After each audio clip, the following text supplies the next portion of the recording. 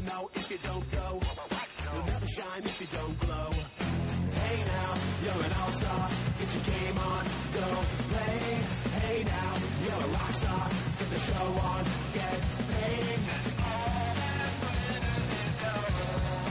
Only shooting stars break the mold. Welcome to another episode of the NRL Allstars podcast. Barnesy here, your host of the Allstars podcast. Here ahead of round 16, NRL SuperCoach this week, post State of Origin Wednesday night. As a Blues fan, very unhappy this morning, but I congratulate the Queensland fans. You should be very proud that they're a 1-1 all on the series at the moment, and we're going to Suncorp for the decider. How exciting. I am going to race through this episode because I already recorded it, and due to sound issues, there was no sound. So very frustratingly, we're going to take a second take and I'm going to go through it again.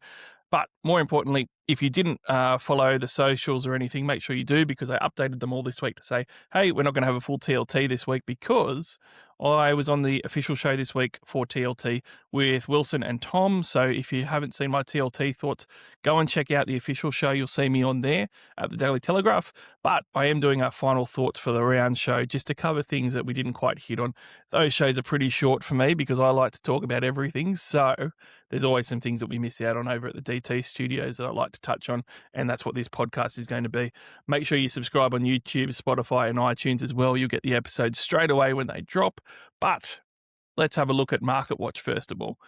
So a couple of things on Market Watch, mainly a market update really, because now we are post State of Origin. We kind of know a few more things. And if you did watch the official show, you would have seen that I was lukewarm on Olakau'atu.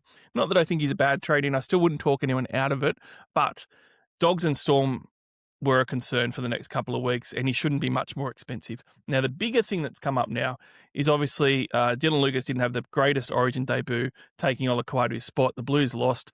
I would be absolutely shocked if Olakau'atu isn't in the Blues team for Game 3. That rules him out of the major bye round in round 18. So you're going to get two pretty tough matchups and then a no matchup because he's not going to play round 18. And even if he doesn't back up, that could be round 19 he's out for as well. I just don't see the value in doing it right now. Other guy in that boat as well is Turbo, but to a slightly lesser degree. So Turbo, I was a stay away from at the moment anyway. Obviously returning from injury, it is going to be a bit of a tough one to bring him in straight up. Pretty risky with his injury history.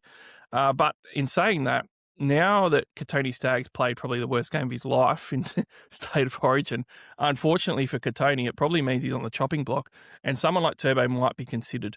So he might not even play round 18. Olakau'atu and Turbo both look like absolute gold trade-ins for round 18, but it means you've got to wait a couple of weeks, and I think that's the best thing to do for both of them. Looking along Market Watch, the other guy that didn't get talked about much on the official show that I want to talk about a lot more was IPAP. IPAP is currently the 8th or 9th now most traded in player of the week, and I reckon he should be higher. He's a better replacement than what Olakau'atu is for KPP. Pierce Paul to him is going to cost you quite a bit, but so is Olakau'atu. Olakau'atu and IPAP pretty similar, but the last 3 rounds, he's absolutely killed it. For the season, he's going 70 plus, and he's playing the Gold Coast Titans, which is an edge that he could score against easily, and he's dual, and he's definitely not going to play State of Origin with great matchups the next 3 weeks. He literally ticks every box, and he's also a keeper on top of all that. So, I mean, it's pretty hard pressed to go past him, but everybody is. So I reckon he's a great pod play for this week. He's not a pod overall, but he's definitely a pod trade-in because less and less are trading him in. He's dropped from 8th to 9th. I reckon he'll be out of the top 10 most traded in by the time we kick off. So he's probably the number one option for me if you go on KPP to somebody for this week. Other than that, Seyfarth, I didn't love when I was talking about it on Tuesday. You know what? I love it even less now. You know why? Alex Twell has come out and said, I'm going to be back next week, everyone. That's great. If you've held Alex Twell, make sure you don't trade him out this week. But what it means is that he's going to take his 13 jersey back next week, and Seyfarth will be back on the pine. And that's not good for Seyfarth at all. And at almost 400k now, he's not even cheap. So Suka looks much better than what Seyfarth does. No idea why people are going Seyfarth right now. And massive trap. Fletcher Sharpe, I already liked him, 10.8% owned. Great trading this week against the Dragons. Keep it to the end as a number 6. He's even better now because Kalen Ponga is highly, highly unlikely to back up from State of Origin. And whilst most people thought that Fletcher Hunt would come in and play fullback, Sandon Smith almost ready for a return on the extended bench, and the coach has said he's almost right for this week. That means that Sandon Smith is probably pretty likely now to come in for Kalen Ponga, Sandon Smith into the halves, and then we have Fletcher Sharpe into the fullback jersey against the St. George Illawarra Dragons, who have given up a lot of points to fullbacks, but really a lot of points to everyone this year.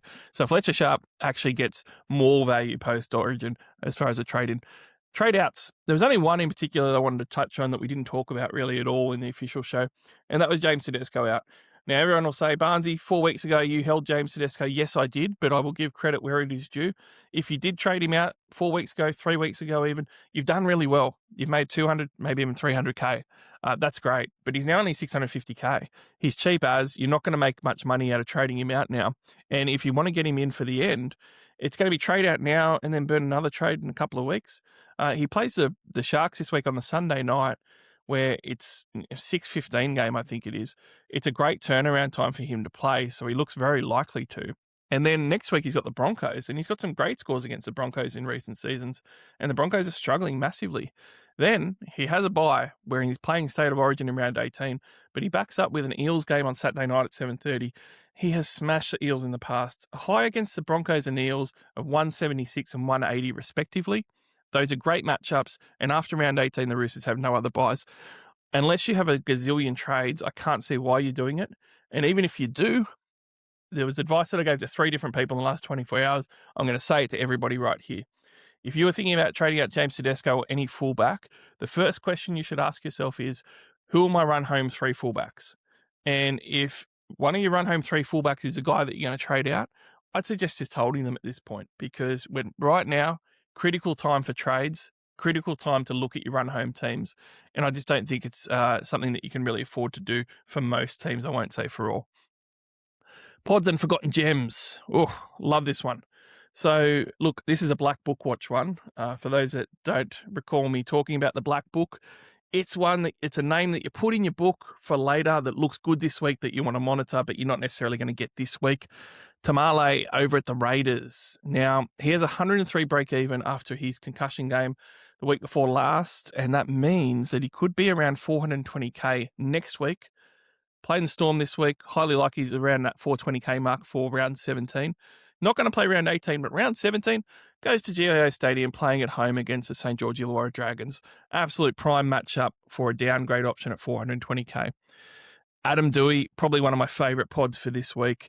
If he plays, he now has 3 games in a row of Dolphins, Knights and Dragons. And the Dragons game in 3 weeks' time is in that big buy round of round 18. Can't get any better than that. He has basically gone ton, not ton, ton every game this year. And last game wasn't a ton, which means at the moment, the pattern is this week has to be a ton if he's playing, if the pattern sticks. So I love patterns. I love how Adam Dewey has averaged 90s without his injury-affected games this year, and he just looks like he could go off the next few weeks if he's playing. Obviously, a high chance of re-injury, but I tell you what, one of the things that you can do, if you do happen to be one of those teams with lots of trades, or there is one guy that you can trade and get back in, Nathan Cleary is probably not playing this week, and if he doesn't, it looks like he's going to play one game in the next 4 at almost $1 million there. So you could use that money really wisely. The only thing is, next week in round 17, massive buck clinch week if you don't own Nathan Cleary, because he's going to be playing the Cowboys and he could put on 150 against them. That's the only problem with doing it. But it is a massive, massive pod move to go Cleary to Dewey right now if Dewey's playing and he's healthy and he stays on the park, because he's massive cover the next few weeks and a great draw.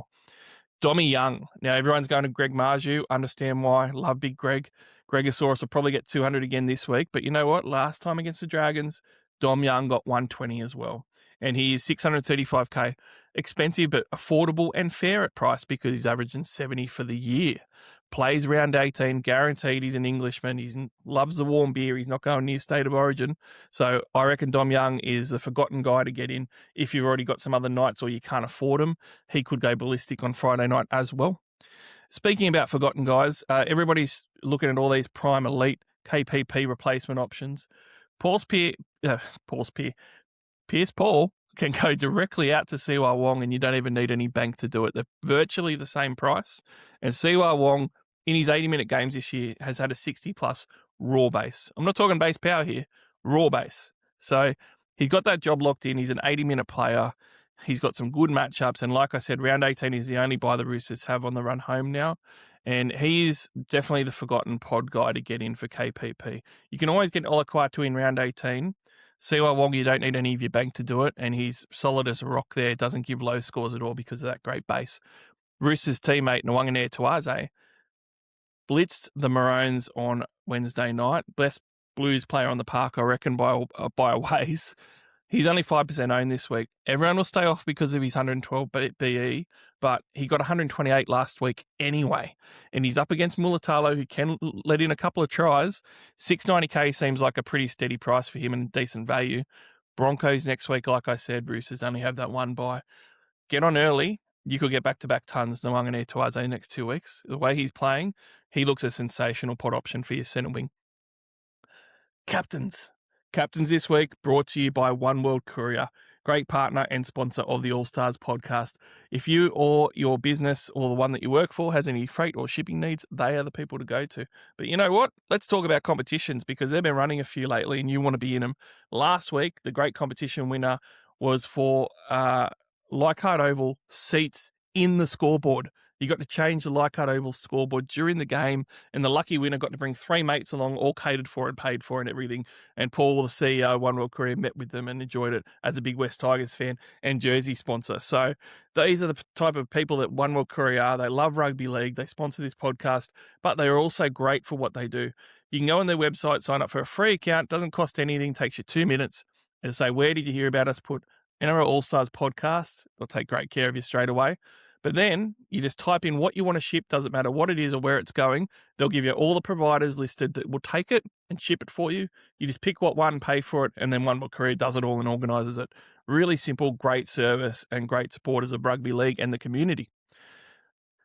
Captain Watchwell, Marju, 200 plus last game versus the Dragons. I can't believe more people aren't salivating about a VC on him. He might not get 5 tries. He'll probably just get 3. And that'll be good enough to loop this week, especially if you've got Cleary and Hines and neither of them play. Sharpe at fullback, though, he could be the sneaky one for that game. I really like that. Because of this Dragons matchup on Friday night, I do think a lot of people are forgetting about Milky Jenkins. But a few are looking at it because he got 148 in his last outing. Problem with that is, I think my favourite C of the week is in the same game. And you can't VC and C them both, right? We got Edwards, who has the second best average against the Titans out of any team that he plays against, with a 77 average. And Cleary's probably out, which is going to give him higher usage as well. I can't see him not turning up this week. So he's definitely my favourite as far as the captains go. But sneaky captain, Farlongo was one of the most popular captains for the first 4 or 5 weeks of the season. Plays the Raiders at Amy Park this week. He's got 3 tons for the year.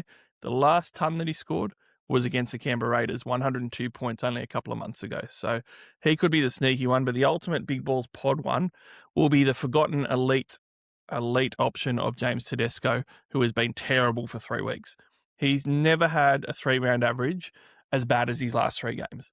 That will keep people off him. It has made people sell him. It also means there's opportunity if he bounces back. What gun does not bounce back? What are the chances after a terrible 3-game stretch that he doesn't have a big game 4? I think that he will have a good game against the Sharkies just because of those averages. He's got to get better, and he will, and he's still an elite option. Before that 3 weeks, he was averaging almost a ton for 5 weeks straight.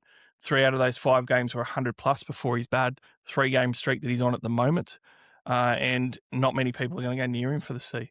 So he's obviously a risky one at the moment with how things are panning out, but definitely a pod C option if you're halfway through your round as a head-to-head player and you got to chase. It's not even much of a Hail Mary. I reckon it's a decent shout just to go on James Tedesco and hope for a ton. So a lot of options this week. There was a lot to talk about, but I think that I've covered off everything I didn't get to on Tuesday at the Daily Telegraph. So there's a few little trinkets for you. Everyone, please subscribe, iTunes, Spotify, and YouTube, and make sure you jump on the socials too. You'll get all the updates about everything and when the shows are dropping as well. But we have a big round of footy this week. I hope everyone enjoys it post-Origin. Can't wait to talk all about it again next week. You'll never know if you don't go. You'll never shine if you don't glow. Hey now, you're an all-star. Get your game on, go play. Hey now, you're a rock star. Get the show on, get paid.